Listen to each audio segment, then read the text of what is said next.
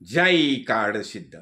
देखो, जब भी महाभारत युद्ध प्रसंग निर्माण हो गया है, अर्जुन के सामने सब कौरव और पांडव दोनों सैन्य है, और उसी समय भगवान जब भी अर्जुन ने देखा कि भीष्म पितामह है, हाँ, और कृपाचार्य है, द्रोण गुरु है, ये सब मेरे सामने है और उनके साथ युद्ध करना है, तो उसने युद्ध करना बोला, नहीं, मैं युद्ध करने के लिए तैयार नहीं हूं। तो देखो, अभी अर्जुन को समझा रही है भगवान, और इसलिए ये भगवत गीता का दूसरा अध्याय जो है ना, वह सांख्य योग है, सांख्य योग है। तो वहां भगवान समझा रहे हैं कि बता रही है, अरे ये तुम जो बता रहे हैं, तुम इसकी युद्ध करना, इसे मारना, इसे मारना, तो बताते हैं, भगवान समझाते हैं, न जायते म्रियते वा कदाचित नायम भूत्वा भविता वा न भूयः अजो नित्यः शाश्वतो अयम पुराणो न हन्यते हन्यमाने शरीरे। देखो अर्जुन, तुम अभी खुद को ज्ञानी समझते हैं, जरा ज्ञान की बातें समझ लो, ज्ञान की बातें समझ लो। अभी क्या होता है, न जायते, देखो कोई जन्म लेता ही नहीं, न म्रियते, कोई मरता ही नहीं, कदाचित नायम भूतवा भविता, अरे जो कोई उत्पन्न नहीं हो गया है, हाँ, कोई उत्पन्न हो गया नहीं है, हाँ, और जो कोई मरता ही नहीं है, मरता ही है, तथा न उत्पन्न होकर फिर होने वाला ही है, हाँ। तो ये कौन है, ये आत्मा कैसा है, आत्मा है अजन्मा, अजन्मा, जिसको जन्म ही नहीं है, नित्य है, सनातन है और पुरातन। देखो, ये पहले से ही मौजूद है। एक कारण देह जो है ना, कारण देह जो जीवात्मा जो है, जीवात्मा कारण देह में हमेशा मौजूद होता है। तो इसलिए क्या होता है, ये नित्य है, सनातन है, हाँ, पहले से ही मौजूद है, हाँ।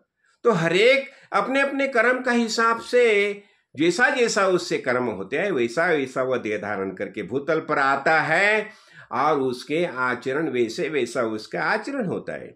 तो ये देखो, अब ये पहले से मौजूद है, तो शरीर के मारने पर भी यह मारा नहीं जाता। देखो, अभी तुम युद्ध में चलो, भीष्म है, द्रोण है, कृप है, शल्य है, उनका वध करेंगे, लेकिन देखो वो मर ही नहीं सकते। क्यों? वो शरीर नहीं है, शरीर ये माया है, हाँ, अशाश्वत है। तो ये अंतवंत में देहा नित्य स्तोक्ता शरीरिना अनाशिनो अप्रमेयस्य तस्मात् युद्धस्व भरत। अरे ये तो मरने वाले नहीं है, इसलिए तुम युद्ध करो। क्यों? और युद्ध करना ये तुम्हारा कर्तव्य है। तुम क्षत्रिय हो ना, तो क्षत्रिय का कर्तव्य क्या है? देखो, इसलिए कर्म, जो कर्मयोग है, कर्मयोग में क्या समझाया जाता है, हरेक का कर्म जो है, हरेक के जीवन के हिसाब से उसे वो कर्म करना ही पड़ता है।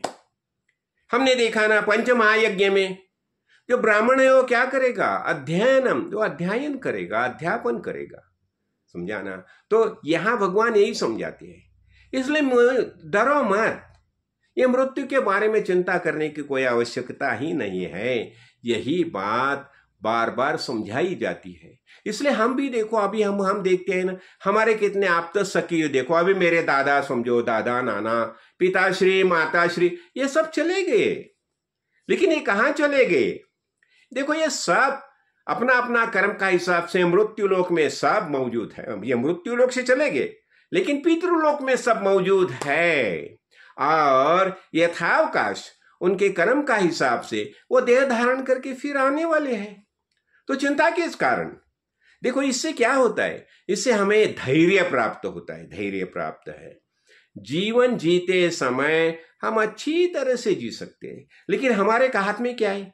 कर्म, कर्म, अच्छे कर्म करो, सत्व गुण का वृद्धिंगत करो, संत संग में जाओ, अच्छे अच्छे ग्रंथ का स्वाध्याय करो, भगवत गीता में प्रवेश करो, हाँ, प्रस्थान यह है उसका अभ्यास करो, उपनिषद का अभ्यास करो।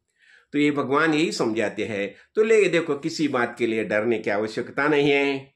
तुम देह धारण करके भूतल पर आए ना, क्यों आए? हरेक व्यक्ति अपने अपने कर्म का हिसाब से देह धारण करके भूतल पर आता है, और इसीलिए जब भी जैसे जैसे उसके कर्म होते हैं वैसा वैसा उसे जीवन जीना पड़ता है। तो इसलिए हमें तप करना होगा। तो तप के बारे में हम क्या करते हैं?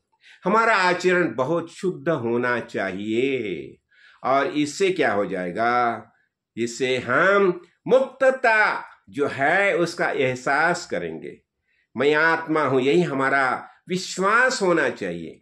और जब भी हम आत्मदृष्टि से जीवन जीते हैं तो हम बोल सकते हैं मयि एव सकलम जातम मयि एव प्रतिष्ठितम मयि सर्वम लयम याति तद ब्रह्माहम अद्वयम। मैं ब्रह्म ही हूं, मैं आत्मा हूं, यही हमारा सबका निश्चय होना चाहिए। फिर क्या हो जाएगा, फिर हम आनंद महसूस कर सकते हैं। जय कार्ड सिद्ध।